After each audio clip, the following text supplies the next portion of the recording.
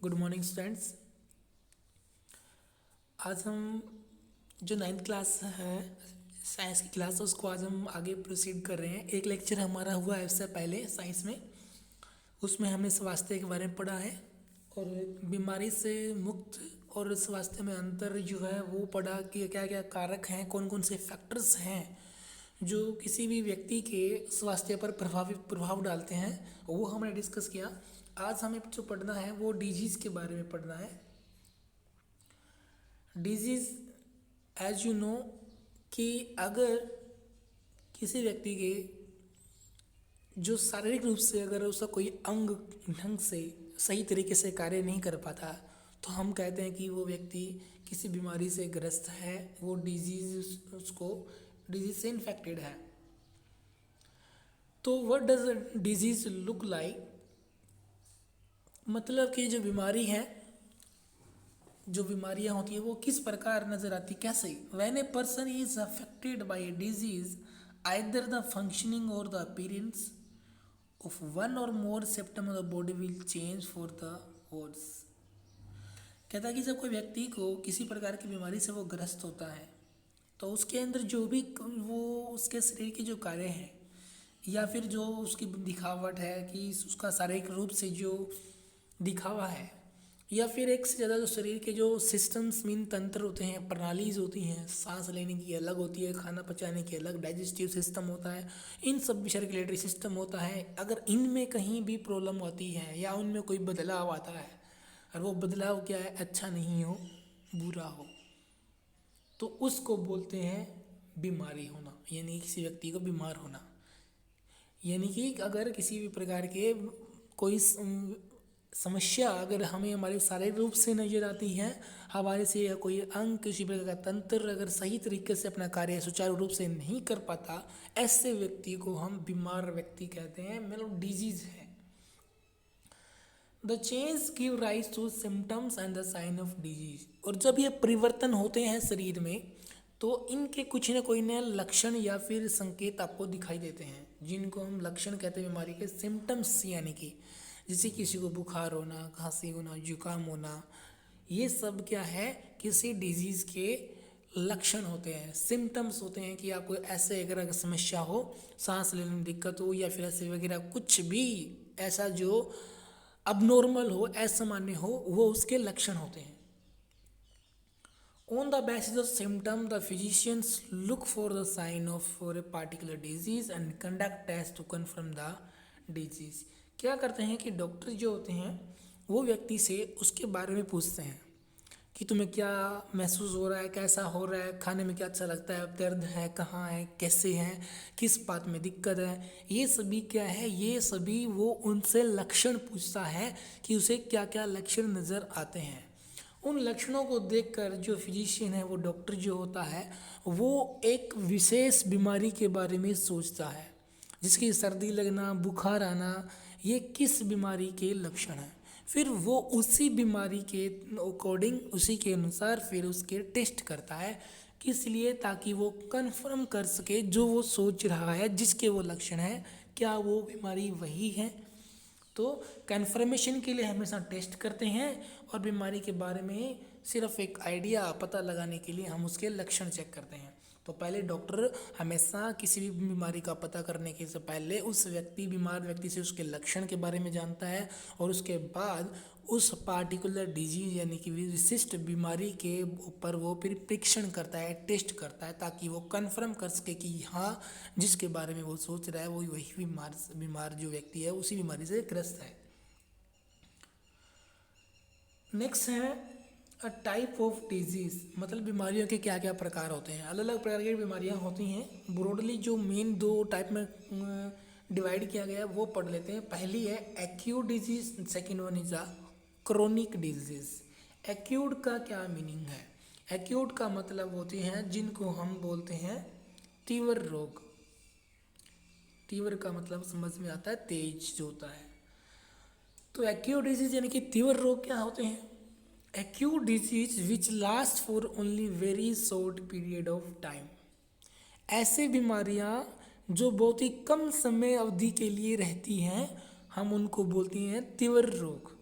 और affect body suddenly और and quickly, और ऐसी बीमारियां जो कम समय तक हमारे शरीर को ग्रस्त करेंगी, यानी कि हमारे शरीर को प्रभावित करेंगी, ऐसी बीमारियां बहुत ही जल्दी होती हैं और अचानक होती हैं। एग्जाम्पल के तौर पर हमें कोल्ड जो होती है, सर्दी लगना, कफ खांसी वगैरह या टाइफाइड जो है, ये ऐसी बीमारियां हैं जो हमें जल्दी ही और अचानक ही हो जाती हैं, लेकिन इनका टाइम पीरियड ज़्यादा लंबे समय तक नहीं चलता और ये कुछ ही दिनों के अंदर हम स्वस्थ हो जाते हैं। दूसरी है क्रोनिक डिजीज, जिसको हम दीर्घकालिक रोग भी बोलते हैं। दीर्घ मतलब जिनको लंबा समय लगता हो। दीर्घकालिक रोग वो होते हैं जिनको समय लगता है ठीक होने में। The disease which last for a long time, ऐसी बीमारियां जो लंबे समय तक चलती हैं, even as much as a lifetime, और कई तो ऐसी बीमारियां भी होती है जो उनके जीवन भर, व्यक्ति के जब तक वो मर नहीं जाता तब तक वो बीमारी उसको रहती है। ऐसी बीमारियों को हम क्रोनिक डिजीज कहते हैं, दीर्घकालिक रोग कहते हैं, जिसके डायबिटीज़, शुगर का रोगी जो होता है, ट्यूबरकुलोसिस यानी कि टीबी के जो होते हैं, एल्फेंटेसिस यानी कि इसमें एक व्यक्ति की जो टांग है, लेग्स हैं, वो सूजकर इतनी बड़ी हो जाती हैं, जैसे कि उसको हम हाथी का पाँव की जो होता है ना, ऐसे बोल देते हैं कि इतना बड़ा पाँव है, इसलिए इसका नाम जो है एल्फेंटेसिस बोलते हैं। ना कोज ऑफ डिजीज यानी कि बीमारियों के कारण क्या होते हैं। डिजीज आर कोज बाय, बीमारी होने के कारण क्या, पहला pathogen like virus, bacteria, fungi, protozoans and the forms. कुछ रोगाणु होते हैं जैसे कि विषाणु, जीवाणु, कुछ कवक, कुछ प्रोटोजोआ, कुछ जो कृमि होते हैं, कीड़े, वो क्या करते हैं, बीमारी फैलाने का कारण बनते हैं। हमें पता है कि कोई ना कोई बीमारी जो होती है वो किसी न किसी प्रकार के सूक्ष्म जीव यानी कि माइक्रोब के द्वारा होती है, और वो में भी हो सकता है वायरस से हो, में भी वो बैक्टीरिया से होती हो, चाहे फंजाई से होती हो, प्रोटोजोआ से होती हो, वर्म से होती हो। इनमें बैक्टीरिया, फंजाई, प्रोटोजोआ और वर्म्स, इनसे हुई बीमारियों का जो है क्योर करना बहुत ज़्यादा आसान है कंपेरिजन टू द वायरस। विषाणुओं के द्वारा जो बीमारियां होती है उनको नियंत्रित करना बहुत मुश्किल होता है। तो ये क्यों होता है, ये आगे हम पढ़ने वाले हैं। इसी वजह से कोविड-19 फिलहाल कोरोना वायरस की जो है वो कंट्रोल में नहीं आ रहा, बिकॉज ऑफ ये जो बीमारी है वो वायरस से कुछ होती है के कारण बनती है। Second one is poor health and under nourishment. दूसरा कारण जो होता है बीमारी का वो ये है कि ये शायद उस व्यक्ति का स्वास्थ्य कमजोर हो, मतलब उसकी बीमारी से लड़ने की ताकत उसमें कम हो, इसी वजह से उसको बीमारी हो सकती है। अंडर न्यूरिशमेंट, उसको खाने को अगर अच्छा नहीं मिलता तो भी वो व्यक्ति बीमार हो सकता है। और तीसरा है hereditary and genetic disorder. Hereditary मतलब आनुवंशिक, और जेनेटिक डिसऑर्डर मतलब पैतृक जो बीमारियां होती है। अगर बच्चे किसी व्यक्ति में बीमारियां हैं, और ऐसी बीमारियां जो उसको उनके माँ बाप से मिली हैं, ऐसी बीमारियां जो होती है वो हेरिडिटरी और जेनेटिक डिसऑर्डर होते हैं। मतलब जो उनको जन्म से ही है, ऐसी बीमारियां हेरिडिटरी डिजीज यानी कि जेनेटिक डिसऑर्डर कहलाते हैं। तो 3 कारण पढ़े हैं हमने बीमारियों के। पहला कि किसी विषाणु, किसी जीवाणु, किसी कवक या प्रोटोजोआ या कीड़ों के द्वारा हो सकता है। दूसरा हो सकता है बीमारी का कारण व्यक्ति का स्वास्थ्य जो है वो कमज़ोर हो, उसको खाने को अच्छा नहीं मिलता हो। तीसरा हो सकता है कि उसके माँ बाप से ही उसको बीमारी जो है वो मिली हो। नेक्स्ट है lack of proper treatment of immunisation. Lack of mean कमी, प्रॉपर ट्रीटमेंट ऑफ, अगर व्यक्ति को बीमारी से लड़ने के लिए उपचार जो होता है, इलाज जो है वो अगर ढंग से नहीं मिलता तभी भी चांसेस होते हैं कि व्यक्ति बीमार रहता है।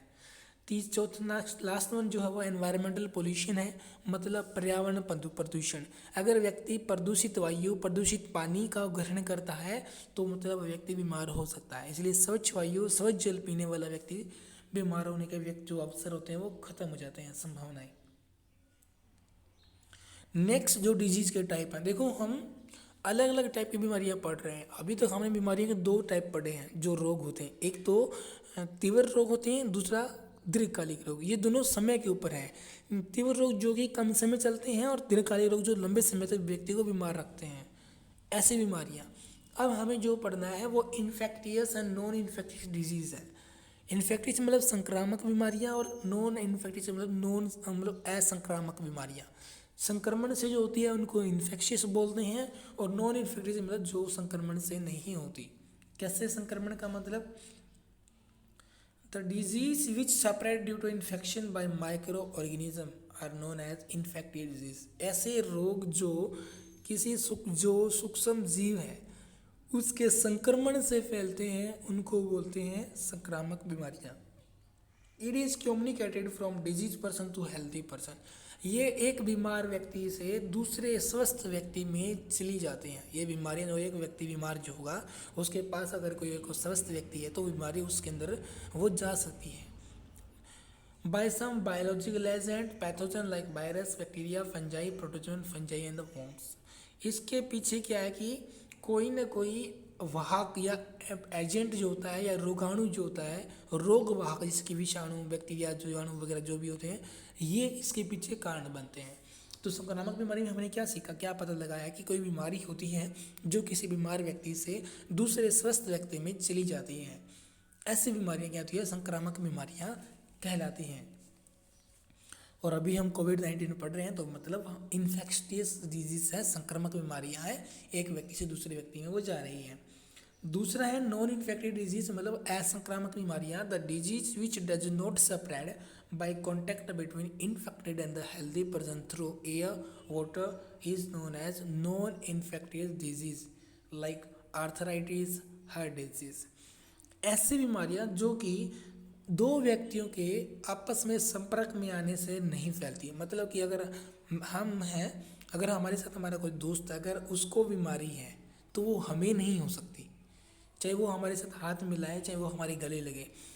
यानी कि जो बीमारियां एक बीमार व्यक्ति से दूसरे स्वस्थ व्यक्ति में फैलती नहीं हैं उसको असंक्रामक बीमारियां कहते हैं। जैसे कि अगर किसी को आर्थराइटिस है, किसी को हार्ट डिजीज़ है, मतलब किसी के जोड़ों में दर्द की समस्या है, किसी को दिल की समस्याएं हैं, किसी को शुगर की समस्याएं हैं, तो ऐसे व्यक्ति की जो बीमारियां हैं वो उसी के पास रहती है, बल्कि दूसरे व्यक्ति के पास उसके द्वारा नहीं जा सकती। तो ऐसी सब बीमारियां असंक्रामक रोग होते हैं। तो दोनों समझ में आया। पहले बार हमने दो भागों में बांटा था, तीव्र रोग और दीर्घकालिक रोग। दोनों बातें समझ में आ गई। एक तेज रोग होते हैं, तीव्र रोग होते हैं, दूसरे दीर्घकालिक लंबे समय तक चलते हैं। तीव्र रोग जो होते हैं वो सर्दी जुकाम जो होती है, खांसी, वो तीव्र रोग होते हैं, अचानक होते हैं और जल्दी ठीक भी होते हैं। दीर्घकालिक रोग जो होते हैं वो लंबे समय तक चलते हैं।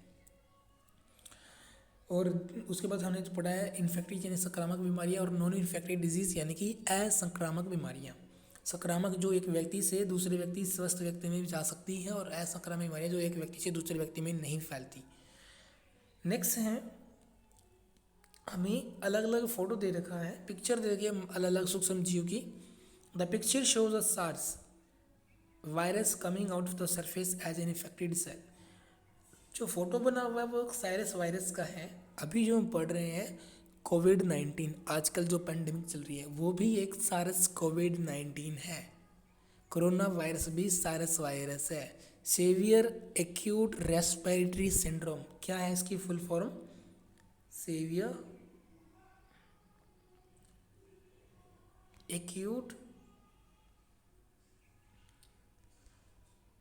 रेस्पिरेटरी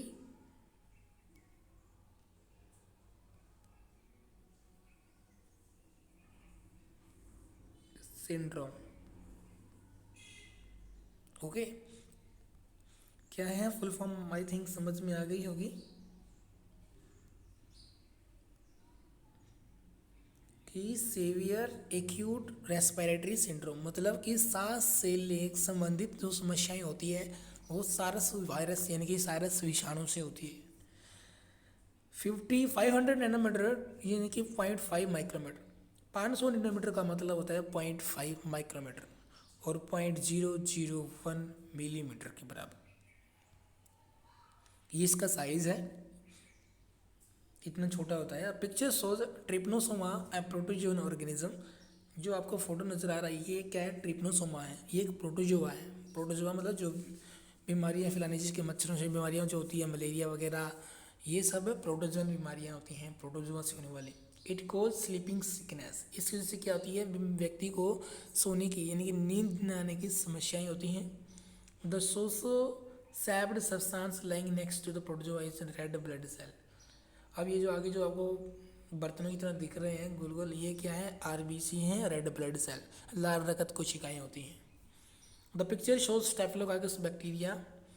इस फोटो में जो बनता है वो स्टेफिलोकाकस बैक्टीरिया है। जीवाणु का नाम है। स्टेफिलोकोकस बैक्टीरिया कोज एकीन, ये हमारे चेहरे पर जो एकीन होती है, मुहासे होते हैं, उनके पीछे कारण होता है staphylococcus bacteria. The scale is indicated at the line at the top left the picture, it is 5 micrometre long. तो ये जो लगभग 5 माइक्रोमीटर के लॉन्ग लंबे होते हैं। लेफ्ट साइड इसकी फ़ोटो बनी है।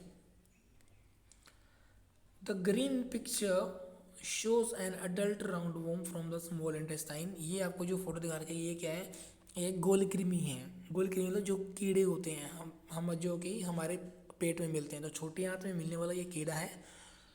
It is technical name Ascaris lumbricoides. इसका नाम जो है टेक्निकल नेम जो विषाणु जो आपका इस राउंड वॉर्म का है वो क्या है, एस्केरिस लुम्ब्रिकोइड्स।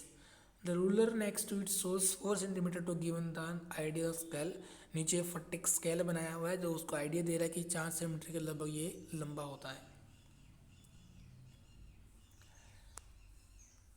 नेक्स्ट, अलग अलग सूक्ष्म जीव की एक टेबल दे रखी है कि कौन से कौन सी बीमारियां होती हैं। अब हमें यहाँ से ध्यान से देखना है। क्वेश्चन बार हमारे पेपर में जो बार बार मिल जाता है वो ये है कि कोई बीमारी का नाम पूछेगा कि ये बीमारी जो होती है वो किससे होती है, वायरस से होती है, बैक्टीरिया से होती है, या फिर प्रोटोजोआ से होती है, फंजाई से होती है। तो पहला देखते हैं विषाणु से होने वाली बीमारियां। वायरस से होने वाली बीमारियां कौन सी है, कॉमन कोल्ड, सर्दी जुकाम जो होता है हमारा, influenza, measles, chicken pox, AIDS, hepatitis B etcetera. ये बीमारी जो है ना सारी की सारी common cold, influenza, measles, chicken pox, AIDS, hepatitis B, तो ये होती है विषाणुओं के द्वारा।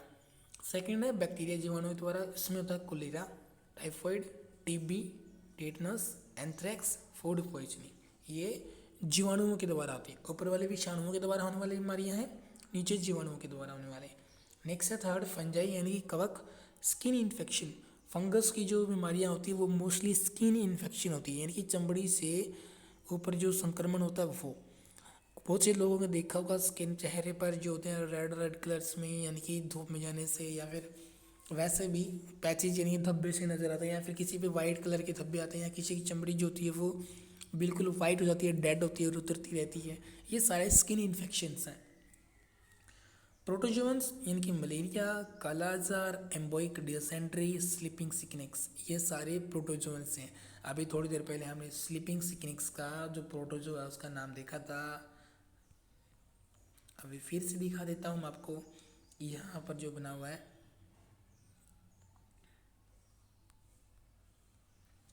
ट्रिप्नोसोमा, ठीक है। ट्रिप्नोसोमा एक ऐसा प्रोटोजोआ है जिसकी जैसे स्लीपिंग सिकनेक्स होती है।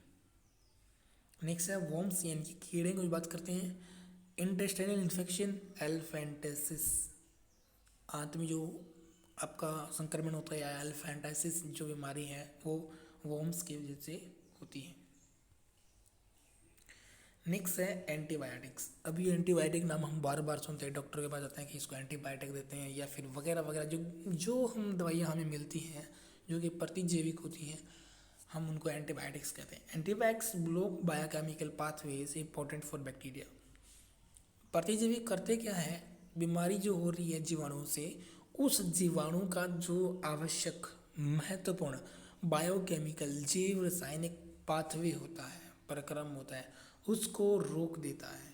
जीवाणु जिससे बीमारी होने वाली है, अगर वो जो काम करता है खुद के लिए बीमारी को आगे बढ़ाने के लिए, अगर हम वो रास्ता ब्लॉक कर देते हैं तो वो जो हमारा जीवाणु है वो नियंत्रण में आ जाता है, वो कंट्रोल हो जाता है। यानी कि हम उस बैक्टीरिया को कंट्रोल कर रहे हैं, यानी कि वो बीमारी भी नियंत्रित हो रही है। तो एंटीबायोटिक्स जो होती है वो इफेक्टिव है बैक्टीरिया के खिलाफ, बहुत बढ़िया काम करती हैं। Hence they are effective case name like penicillin, tetracycline. 8वीं क्लास में भी पढ़ा था हमने अलेक्जेंडर फ्लेमिंग वाले चैप्टर में। सूक्ष्म जीव जो होता है सेकेंड ही चैप्टर हमारा, वहाँ हम अलग अलग एंटीबायोटिक्स के नाम भी पढ़ते हैं, एरिथ्रोमाइसिन, टेट्रासाइक्लिन, पेनिसिलिन। और यहाँ पर जो दो वर्ड दे रखे हैं पेनिसिलिन और टेट्रासाइक्लिन, ये क्या है, एंटीबायोटिक्स है। नेक्स्ट है many bacteria make a cell wall to protect themselves. जो बीमारी फैलाने वाले जीवाणु होते हैं वो क्या करते हैं, खुद को बचाने के लिए अपने ऊपर एक कवर बनाते हैं, मतलब सेल वॉल बनाते हैं, कोशिका के ऊपर एक भित्ति बनाते हैं, एक दीवार बनाते हैं। The antibiotics penicillin block the bacterial process that build cell wall. अब जो एंटीबायोटिक्स है पेनिसिलिन, ये क्या करती है, जो जीवाणु अपने ऊपर एक कवर बनाता है, कवच बनाता है, सेल वॉल बनाता है, ये उसको बनाने से ही रोक देता है ताकि वो अपनी सुरक्षा न कर पाए। अब अगर जीवाणु के पास रक्षा कवच होगा तो उसको मारना मुश्किल हो जाएगा, लेकिन ये जो दवा है एंटीबायोटिक है पेनिसिलिन, ये क्या करते हैं, उस जीवाणु के ऊपर वो कवच बनने ही नहीं देती, वो सेल वॉल बनने ही नहीं देती, और जब बनेगी नहीं सेल वॉल तो यानी कि हम उसको मार सकते हैं, उस जीवाणु को आसानी से मार सकते हैं। इसीलिए जो एंटीबायोटिक्स होते हैं वो जीवाणुओं के खिलाफ बहुत बढ़िया कारगर होती है। नेक्स्ट है antibiotics works against only bacteria not against the virus. यहाँ पर हमारा आंसर मिल जाएगा कि कोविड-19 जो है इतना ज़्यादा वो क्यों है। एंटीबायोटिक जो होती है वो केवल जीवाणुओं के खिलाफ काम अच्छा करती है, लेकिन विषाणुओं पर इनका कोई कार्य नहीं होता। इसके पीछे रीजन क्या है कि विषाणु जो होते हैं ना वो खुद के लिए या खुद के थ्रू कुछ नहीं करते। जिस व्यक्ति के शरीर में वो जाते हैं उसी व्यक्ति का शरीर वो खुद के ही लिए इस्तेमाल करते हैं, और इसीलिए इसको टारगेट करना बहुत मुश्किल होता है। और ऐसा इसमें ऐसा कोई बायोकेमिकल पाथवे नहीं होता जो बैक्टीरिया में होता है। मतलब सेल वॉल जो निर्माण करते हैं, कवच बनाते हैं, वो बैक्टीरिया जो होते हैं वो बनाते हैं, लेकिन इस वायरस को ऐसा कुछ आवश्यकता नहीं होती। इसलिए इसके खिलाफ बीमारी को, इस वायरस से होने वाली जो बीमारियाँ उसको तोड़ना, उसका तोड़ निकालना, एंटीडोट निकालना, उनके खिलाफ वैक्सीन बनाना बहुत मुश्किल है। नेक्स्ट की वायरस जो होते हैं वो दोनों होते हैं, लिविंग भी और नॉन लिविंग भी। ये इसकी बहुत बड़ी समस्या है। जिन चीज़ों को ये क्या करता है कि ये सजीव भी है और निर्जीव भी है, ये पाउडर के रूप में भी रह जाता है। तो यानी कि अगर अगर ये नॉन लिविंग है, निर्जीव है, तो ये मत सोचिए कि बीमारी खोज नहीं कर सकता। अगर ये हमारे शरीर में घुस गया बिना जिंदा हुए भी, निर्जीव भी, तब ये वापस अंदर जाकर के एक्टिवेट हो जाता है, फिर से निर्जीव हो जाता है। तो ये लिविंग होता है कब, जब हमारे शरीर में आ जाएगा, और बाहर आने के बाद ये नॉन लिविंग की तरह काम करता है, कि निर्जीव की तरह रहता है। इसीलिए वायरस के खिलाफ जो वैक्सीन है वो बनाई जाती है, एंटीबायोटिक्स पर काम नहीं करती। और एक वैक्सीन को डेवलप करने में सालों लग जाते हैं। इसीलिए कोविड-19 फिलहाल हम कंट्रोल करने की कोशिश कर रहे हैं, उसके लिए दवा जो वैक्सीन है वो बनने में साल लग जाएंगी। तो 2021 तक कोविड-19 की वैक्सीन बनने के चांसेस हैं। तब तक तो उसके ट्रायल चलते रहेंगे, ह्यूमन ट्रायल रहता है, एनिमल ट्रायल रहता है, क्लिनिकल ट्रायल, अलग अलग फेज होते हैं जहाँ पर वो पास होती हैं। जब तक वो अलग अलग ट्रायल्स पे वो पास होती रहेगी तब तक लास्ट में जाकर हम फिर ह्यूमन ट्रायल पे जाते हैं। ह्यूमन ट्रायल पास होने के बाद उसे जो ड्रग एडमिनिस्ट्रेशन होता है वो अप्रूवल देता है, फिर जाके कमर्शियल रूप में बहुत बड़े स्तर पर उसका प्रोडक्शन यानी कि उसको बनाया जाता है, ताकि एक नहीं, दो नहीं, काफ़ी लाखों लोगों को वो दवा दी जा सके। नीचे ट्रांसमिशन दिखा रखा है कि किस प्रकार ये फैलते हैं। Common method of transmission of disease separate from affected person to healthy person, के एक स्वस्थ व्यक्ति से एक बीमार व्यक्ति से स्वस्थ व्यक्ति तक बीमारी जो है कैसे जाती है।